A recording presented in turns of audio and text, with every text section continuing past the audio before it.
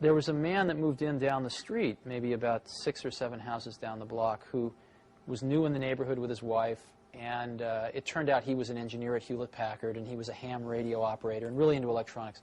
And what he did to get to know the kids on the block was a rather strange thing. He put out a carbon microphone and a battery and a speaker on his driveway where you could talk into the microphone and your voice would get amplified on the speaker. This is great. And I, of course, started messing around with this, and I'd always been taught that you needed an amplifier to amplify the voice of a microphone for it to come out of a speaker. So I went home and proudly announced to my father that he was all wrong and that this man up the block was amplifying voice with just a battery.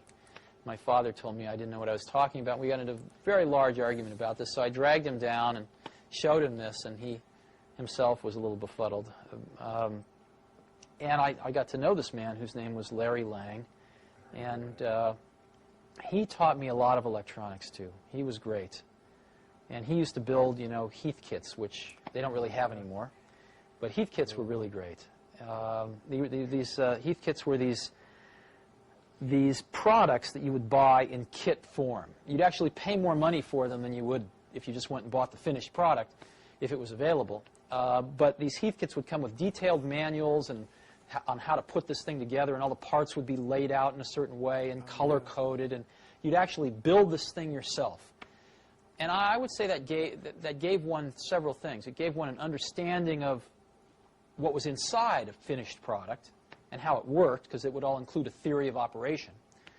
But maybe even more importantly, it gave one the sense that one could build the things that one saw around oneself in the universe. I mean, you see, these things were not mysteries anymore. When you looked at a television set, you would think, well, I haven't built one of those, but I could. There's one of those in the Heath kit catalog, and I built 2 other Heath kits. So I could build a television set.